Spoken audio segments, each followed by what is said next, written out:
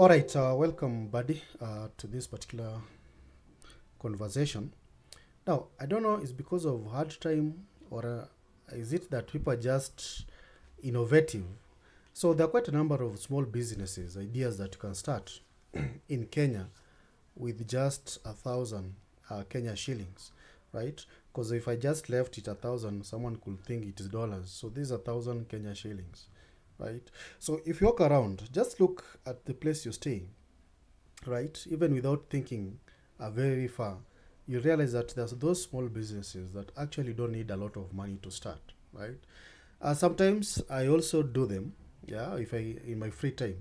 They're very very easy to do actually, right?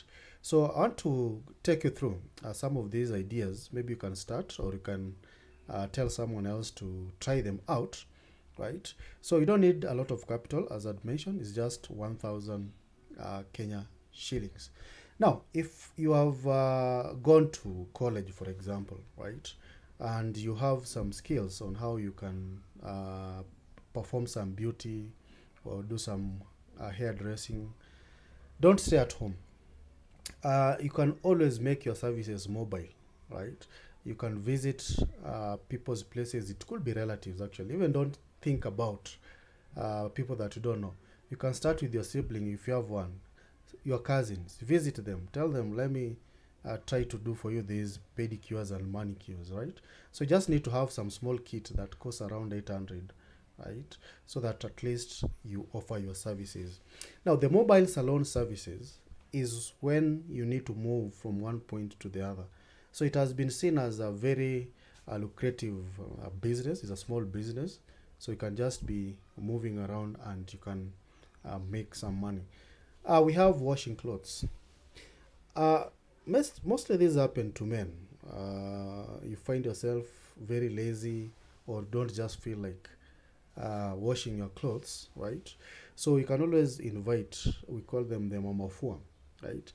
I normally bring them on board, especially during weekends, to do the cleaning for me. And I've realized that these people, they really make a lot of money. In fact, most of them charge not less than 1K, just some very small pile of clothes. But anyway, we are looking at this particular business. Does it really require anything? Because these people, when you call them, mostly they just come with the bare hand. Yeah, they just need to figure out how will I get to that place. So they just need transport. So all these things you are going to provide them, be it soap, water, right? So I think maybe to package yourself, you can always come with your some of your tools, right? So you can come with your detergent, you can have your basin. Of course, as I mentioned, these things are things that you find to the place that you're going to execute your duty.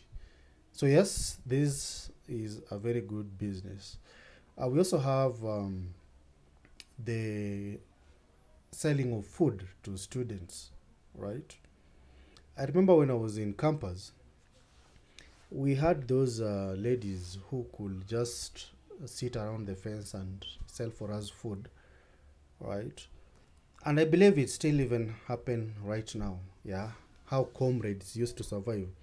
So ideally, you need just to have some basic equipments and ingredients. Yeah, you buy some food and then you cook for these students, right? Eh, so the location here matters.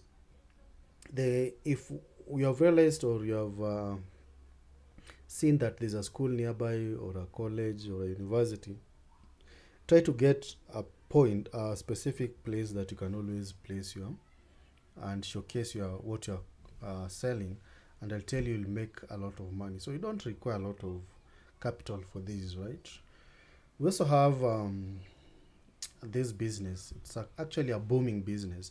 No, nowadays, it's not even selling only fried potato. People even sell fried cassava, right? So this is a very lucrative business for those people who like fast food. They'll always pass by where you are selling your stuff and they'll purchase, right? So location also matters here. You can check where there's high population, especially of young or youths, This could be a busy street, it could be in some parks or schools, right? So try to be innovative even when you are frying those potatoes. You can add some ingredients that are not common, right? Just to be unique. Then we have roasting of maize. I used to listen to a friend, not really a friend, but this was even a news item of a man who managed to buy fleet of cars by doing this maize roasting business, right? Uh, normally I normally see them place their this stand where they sell their maize from 5 in the evening to around 9. Yeah, just in the evening. So what you just need is to purchase the maize, right? And then roast it. Maybe you need to have some charcoal for roasting these, right? So you don't really need a lot of money to start this. Even if you're working, yeah, once you're done with your 8 to 5 business, you can proceed and do this as battery. Yeah, so it's a good business, right? Then you have the kibanda. Yeah, we call it the kibanda. These grocery stores are very common next to where we live. So if they're not there, actually, you'll have to walk long distances to the market. So they have really helped us a lot. And the best location is to choose a strategic point near residential areas, right? And I think one of the unique things that you need to do, just check around, because you can have like 5 or 10 kibandas, but just look at what they're not selling, right? And start selling that particular item. I tell you, you'll make a lot of money. We have the beauty again. This is a nail technician. Uh, this is an investment, especially if you are keen in doing this particular kind of service. If you can do it perfectly well, then you can always attract a broad audience, or rather customer or client base. You need just a few tools, yeah, maybe nail polish, you know them, right? So maybe with 600 to 800 shillings, you can be able to purchase these. So as you proceed with your business, you can always add your stock. What I've learned with a nail technician is that you can even do it in offices, right? We have maybe your colleagues who are maybe they came from home, they have not, so you can always set it even during tea break. You can do this. I've seen people doing it and they charge you, right? So this kind of business is not it's not that they should be full-time. It's just something that allows you to add some money into your pocket. There's another one that is very common. We call it the homemade soap, right? Uh, if you have some skill of how you can prepare them, right, you can always make some money. Target schools, especially maybe hospitals where they use a lot of soap, right? You can always sell for them this homemade soap, and I've seen people making a kill out of it. Again, you can also start some investment in small bakery, right? So you can purchase flour. Ideally, the reason as to I'm saying that these are part-time kind of income generating activities is because you need to learn the skill first, like how to bake. You must have gone to school, right? Right. So this you can just start them as a side job, right? So even in your house. So why should you just go to the bakery where you're employed and then stay with your skill? So you can start a small bakery at home, right? Buy some eggs. You can do some birthday cakes and so on. Lastly, because I said that you're going to look at the 10 ways business ideas that you can start with 1,000 Kenya shillings. Lastly is jewelry, right?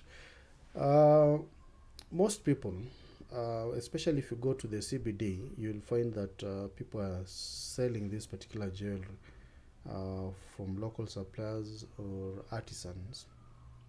What happens is that you can even get supplies from the Maasais. Yeah, they normally have very nice bracelets. They are very nice decorated items. You can always even sell to your fellow colleagues at work, even the students, right? And then as you progress with your business, you can always add your stock. So I believe those 10 are the business that is small business ideas that I've identified, and I decided to share with you, just in case you're wondering what should you do with 1,000 Kenya shillings. If you like it, crown it. So kindly hit on that like button and of course join our community. All right, thanks.